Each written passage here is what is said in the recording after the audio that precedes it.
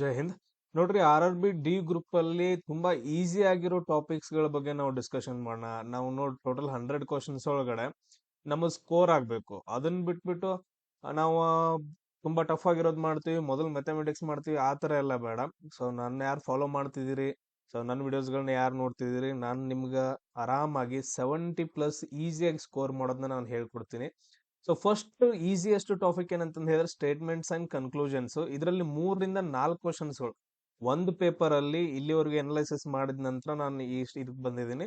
ಈ ಟಾಪಿಕ್ ಅಲ್ಲಿ statements and conclusions, ಹೇಳಿಕೆಗಳು ಮತ್ತು ತೀರ್ಮಾನಗಳಲ್ಲಿ 3 ರಿಂದ 4 ಕ್ವಶನ್ಸ್ಗಳು ಬರ್ತಾವ. ನೀವು ಓಲ್ಡ್ ಕ್ವಶನ್ ಪೇಪರ್ನ ಓಪನ್ ಮಾಡಿ ನೋಡ್ರಿ, ಅವಾಗ ನಿಮ್ಗೆ ಗೊತ್ತಾಗುತ್ತೆ. ಸೊ ಡೈರೆಕ್ಟ್ ಆಗಿ ನಾನು ಟಾಪಿಕ್ಗೆ ಬರ್ತೇನೆ. ನೋಡ್ರಿ, ಇಲ್ಲಿ 3 ಗಳನ್ನ ನೀವು ಕರೆಕ್ಟ್ ಆಗಿ ನೆನ್ಪಿಟ್ಕೊಳ್ಬೇಕು. ಅದಾದ ನಂತರ ನೆಕ್ಸ್ಟ್ ಏನಂತಂದ್ ಹೇಳಿದ್ರೆ ಈಸಿಯಾಗಿ ಮಾಡ್ಕೊಂತ ಹೋಗ್ಬೋದು.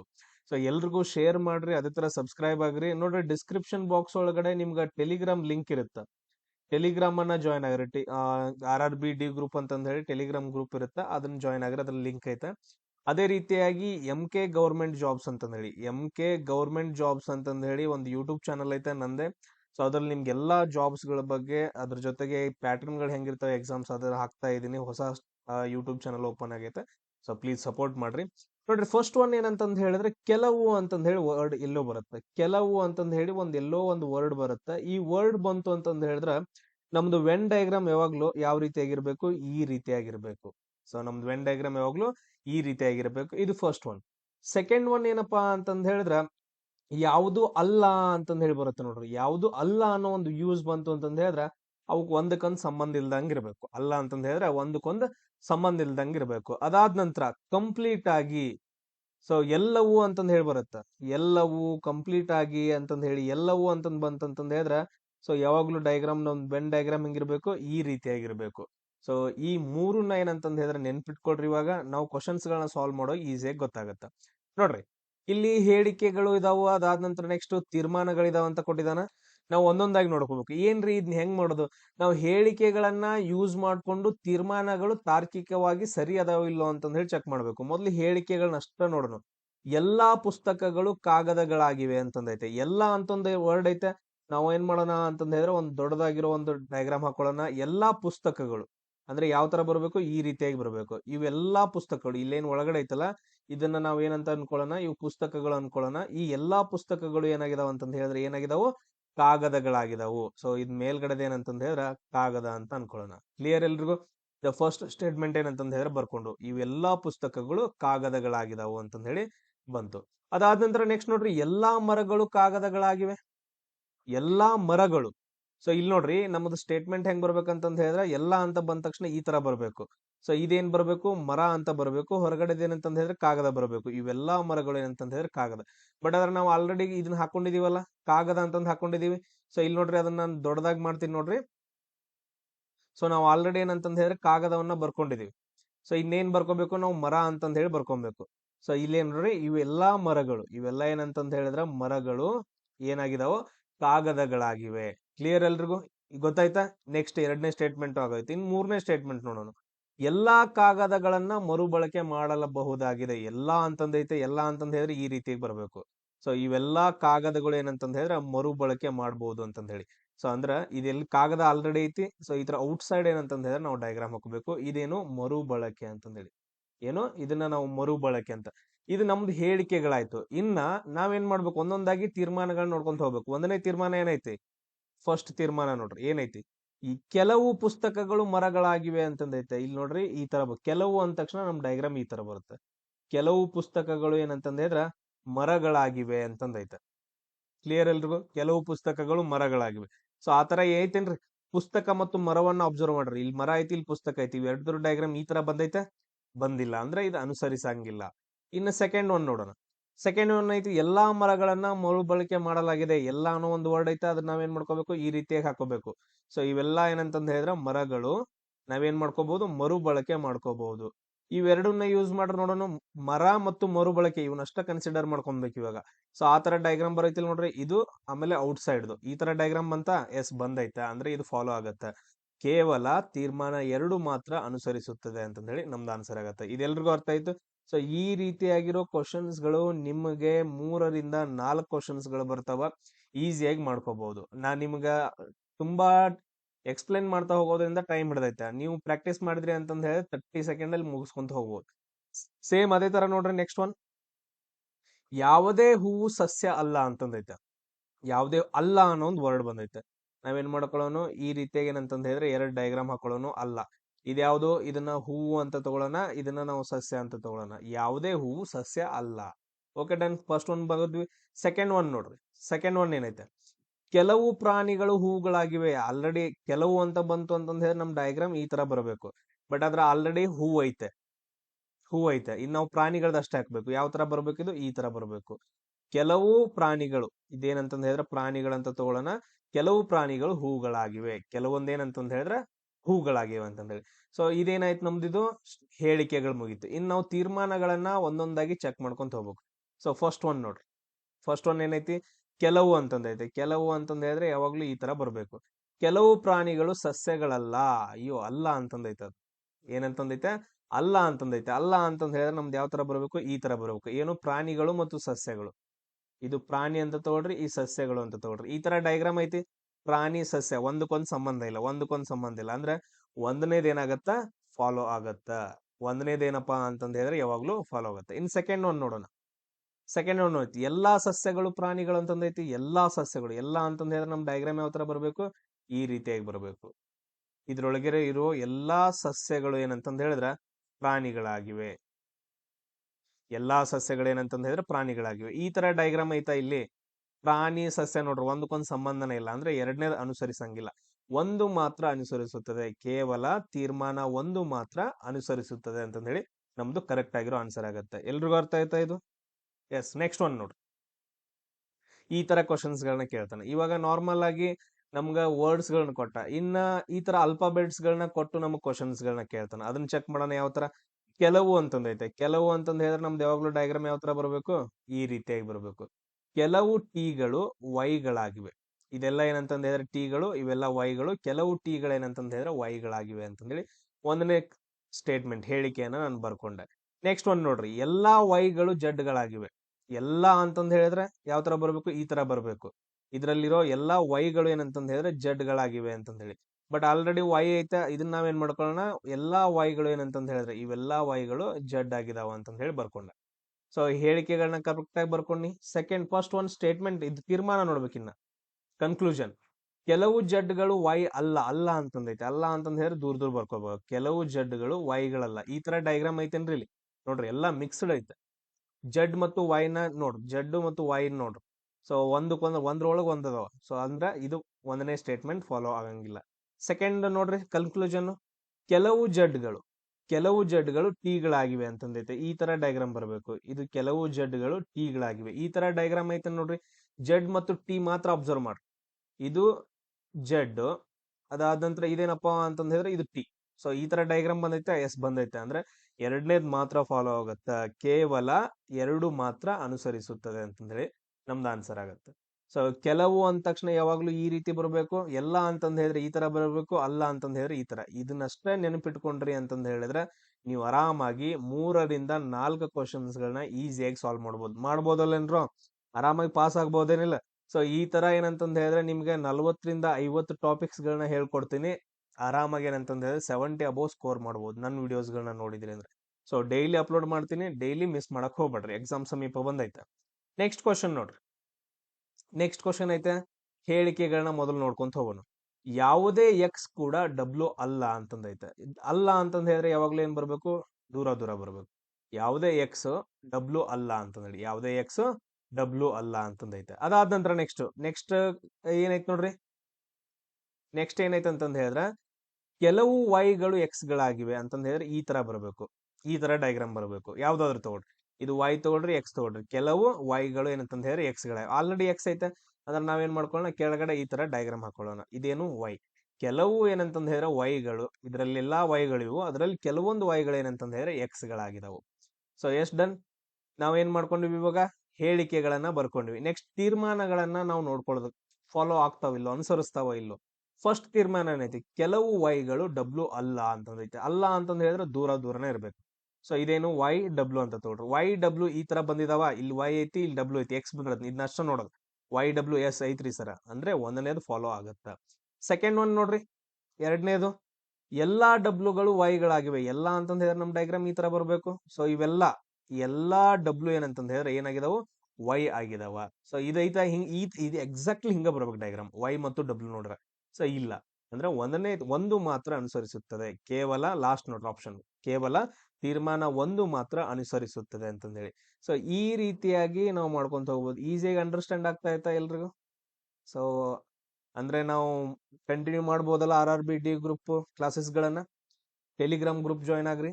ಆಮೇಲೆ ನೋಡೋಣ ಇನ್ನೊಂದು 15-20 ದಿನ ಆದ ನಂತರ RRB-D ಗ್ರೂಪ್ದು ಆನ್ಲೈನ್ ಟೆಸ್ಟ್ ಕೂಡ ನಾನು ಕಂಡಕ್ಟ್ ಮಾಡಕ್ ಟ್ರೈ ಮಾಡೋಣ.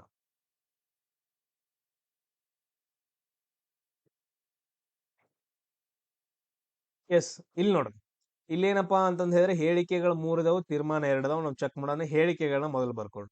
ಯಾವುದೇ ಪೌಡರ್ ಸಹ ಲಿಪ್ಸ್ಟಿಕ್ ಅಲ್ಲ ಅಂತಂದೈತೆ. ಅಲ್ಲ ಅಂತಂದ ಹೇಳ್ಬಂತು ಅಂತಂದ ಹೇಳಿದ್ರೆ ದೂರನೇ ಇರ್ಬೇಕು. ಸೊ ಇದೇನು ಪೌಡರ್ ಅಂತ ಬರ್ಕೊಂಡು, ಇದು ಯಾವುದೇ ಪೌಡ್ರು ಲಿಪ್ಸ್ಟಿಕ್ ಅಲ್ಲ ಅಂತಂದ ಹೇಳಿ ಒಂದನೇದು ಬರ್ಕೊಂಡೆ. ಇನ್ನ ನೆಕ್ಸ್ಟ್ ಒಂದು ಬರ್ಕೊಂಡು, ಎಲ್ಲಾ ಲಿಪ್ಸ್ಟಿಕ್ ಗಳು ಕ್ರೀಮ್ಗಳಾಗಿವೆ. ಎಲ್ಲಾ ಅಂತಂದ ಹೇಳಿದ್ರೆ ಡೈಗ್ರಾಮ್ ಈ ತರ ಬರ್ಬೇಕು. ಆಲ್ರೆಡಿ ಲಿಪ್ಸ್ಟಿಕ್ ಅದಾವ, ಇವು ಎಲ್ಲಾ ಲಿಪ್ಸ್ಟಿಕ್ ಗಳು ಏನಾಗಿದಾವು, ಕ್ರೀಮ್ಗಳಾಗಿದಾವ. ಎಲ್ಲಾ ಲಿಪ್ಸ್ಟಿಕ್ ಗಳು ಏನಂತಂದ ಹೇಳಿದ್ರೆ ಕ್ರೀಮ್ ಆಗಿದಾವ. ಡನ್. ಅದಾದ ನಂತರ ಮೂರನೇದ್ ನೋಡೋದು. ಇವಾಗ ಮೂರನೇದ್ ಏನೈತಿ, ಯಾವುದೇ ಕ್ರೀಮ್ ಸಹ ಲೋಷನ್ ಅಲ್ಲ ಅಂತಂದೈತಿ. ಅಲ್ಲ ಅಂತಂದ ಹೇಳಿದ್ರೆ ದೂರ, ಆಲ್ರೆಡಿ ಕ್ರೀಮ್ ಬರ್ಕೊಂಡಿದೀವಿ. ಈ ಯಾವುದೇ ಕ್ರೀಮು ಲೋಷನ್ ಅಲ್ಲ ಅಂತ ಕೊಟ್ಟಿದ್ದಾನ. ಇದೇನಂತಂದ ಹೇಳಿದ್ರೆ ಲೋಷನ್ ಅಂತಂದಾಯ್ತು. ಸೊ ಇದು ನಮ್ದು ಹೇಳಿಕೆಗಳನ್ನ 3 ಬರ್ಕೊಂಡ್ವಿ. ಇನ್ ನಾವು ಏನ್ ಮಾಡ್ಕೋಬೇಕು, ತೀರ್ಮಾನಗಳನ್ನ ನೋಡ್ಬೇಕು. ಒಂದನೇ ತೀರ್ಮಾನ ಏನೈತಿ, ಒಂದನೇದ್ ನೋಡ್ರಿ, ಯಾವುದೇ ಲಿಪ್ಸ್ಟಿಕ್ ಸಹ ಲೋಷನ್ ಅಲ್ಲ ಅಂತಂದ ಹೇಳಿದ್ರೆ ದೂರ ಬರ್ಬೇಕು. ಒಂದ್ಯಾವ್ದು ಲಿಪ್ಸ್ಟಿಕ್, ಇದು ಲಿಪ್ಸ್ಟಿಕ್, ಇದೇನಂತಂದ ಹೇಳಿದ್ರೆ ಲೋಷನ್. ಈಗ ಎರಡನ್ನ ಅಬ್ಸರ್ವ್ ಮಾಡ್ರಿ, ಲಿಪ್ಸ್ಟಿಕ್ ಮತ್ತು ಲೋಷನ್ ಅಷ್ಟೇ ಯೂಸ್ ಮಾಡ್ರಿ. ಲೋಷನ್ ಇಲ್ಲೈತಿ, ಲಿಪ್ಸ್ಟಿಕ್ ಇಲ್ಲೈತಿ. ಈ ತರ ಡೈಗ್ರಾಮ್ ಬಂದೈತೆ ದೂರ. ಇವೆರಡು ನೋಡ್ರಿ, ಎಸ್ ಬಂದೈತೆ, ಅಂದ್ರೆ ಒಂದನೇದು ಅನುಸರಿಸುತ್ತದೆ. ಎರಡನೇದ್ ನೋಡ್ರಿ. ಇವಾಗ ಎರಡನೇದು, ಯಾವುದೇ ಪೌಡರ್ ಸಹ ಕ್ರೀಮ್ ಅಲ್ಲ ಅಂತಂದೈತೆ. ಅಲ್ಲ ಅಂತಂದ ಹೇಳಿದ್ರೆ ದೂರ ಇರ್ಬೇಕು. ಸೊ ಒಂದ್ಯಾವ್ದು ಪೌಡ್ರು, ಇನ್ನೊಂದ್ ಯಾವ್ದು ಕ್ರೀಮ್. ಸೊ ಇವಾಗ ಎರಡು ಅಬ್ಸರ್ವ್ ಮಾಡ್ರಿ, ಪೌಡರ್ ಮತ್ತು ಕ್ರೀಮ್. ಪೌಡರ್ ಇಲ್ಲೈತಿ, ಕ್ರೀಮ್ ಎಲ್ಲೈತಿ, ಇದೈತಿ ಹೊರಗಡೆದು. ಸೊ ಇವೆರಡು ಅಬ್ಸರ್ವ್ ಮಾಡ್ರಿ, ದೂರ ಅದಾವ. ಎಸ್, ಇದು ಕೂಡ ಫಾಲೋ ಆಗುತ್ತೆ. ಎರಡು ಅನುಸರಿಸುತ್ತೆ, 1 ಮತ್ತು 2 ತೀರ್ಮಾನಗಳು ಅನುಸರಿಸುತ್ತವೆ. ಆಪ್ಷನ್ ಬಿ ಏನಂತಂದ ಹೇಳಿದ್ರೆ ನಮ್ದಿಲ್ಲಿ ಕರೆಕ್ಟ್ ಆಗುತ್ತೆ. ಕ್ಲಿಯರ್ ಎಲ್ರಿಗೂ?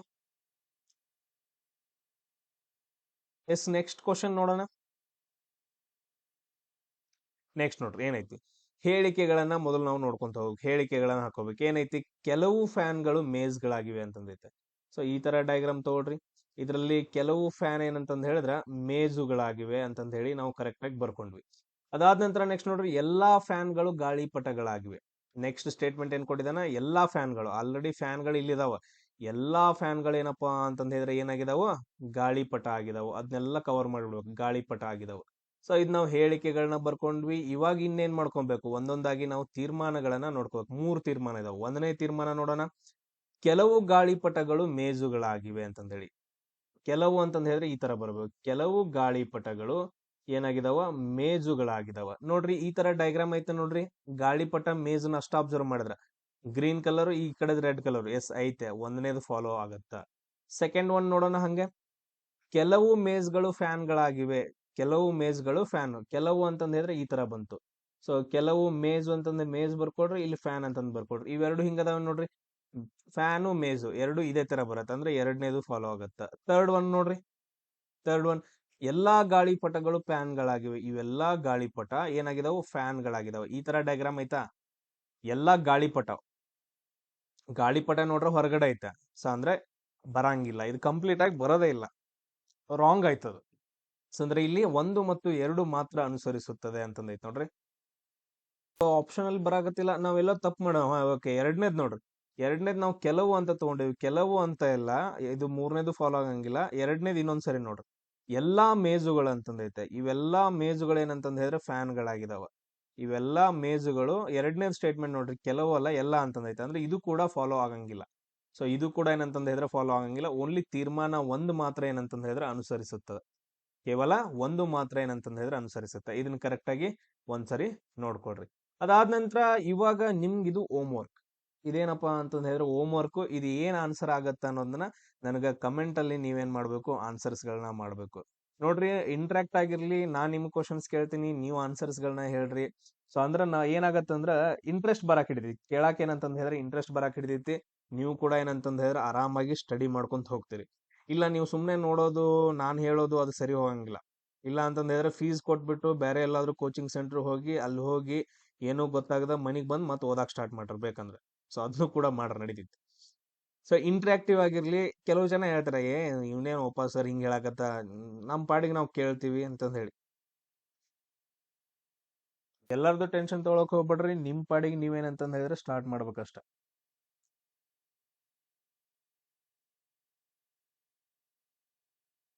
ಎಸ್, ನೆಕ್ಸ್ಟ್ ಕ್ವಶನ್ ನೋಡ್ರಿ. ಸೊ ಇದೇನಂತಂದ್ ಹೇಳಿದ್ರೆ ಲಾಸ್ಟ್ ಒನ್. ನಾವು ಒಂದೊಂದಾಗಿ ಏನಂತಂದ್ ಹೇಳಿದ್ರೆ ಡಿಸ್ಕಷನ್ ಮಾಡೋಣ. ಸೊ ಇದ್ರ ಬಗ್ಗೆ ನಿಮ್ಗೆ ಇನ್ನೂ ಜಾಸ್ತಿ ವಿಡಿಯೋಸ್ಗಳು ಬೇಕು ಅಂತಂದ್ ಹೇಳಿದ್ರೆ ಸ್ಟೇಟ್ಮೆಂಟ್ಸ್ ಅಂಡ್ ಇದೇ ಏನೈತಲ್ಲ, ಸೊ ಇದನ್ನೇನ್, ಸೊ ಸ್ಟೇಟ್ಮೆಂಟ್ ಅಂಡ್ ಕನ್ಕ್ಲೂಷನ್ಸ್ ಅಂತಂದ್ ಹೇಳಿ ಸರ್ಚ್ ಮಾಡ್ರಿ ನಂದ್ರೊಳಗಡೆ ಮಲ್ಲಿಕಾರ್ಜುನ್ ಅಂತಂದ್ ಹೇಳ್ಬಿಟ್ಟು.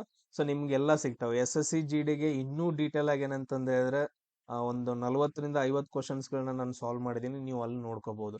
ಇಲ್ಲ ಟೆಲಿಗ್ರಾಮ್ ಗ್ರೂಪ್ಗೆ ಜಾಯ್ನ್ ಆಗ್ರಿ, ಟೆಲಿಗ್ರಾಮ್ ಗ್ರೂಪ್ ಜಾಯ್ನ್ ಆಗ್ರಿ. ಸೊ ನಿಮ್ಗೆ ನಾನು ಅಲ್ಲಿ ಲಿಂಕ್ಸ್ ಗಳನ್ನ ಹಾಕಿರ್ತೀನಿ, ಈ ಟಾಪಿಕ್ ನ ಹಾಕ್ಬಿಟ್ಟು ನೆಕ್ಸ್ಟ್ ಲಿಂಕ್ಸ್ ಗಳನ್ನ SSC GDಗೆ ಆಲ್ರೆಡಿ ಬಿಡಿಸಿರೋ ಕ್ವಶನ್ಸ್ ಗಳನ್ನ ಹಾಕಿರ್ತೀನಿ.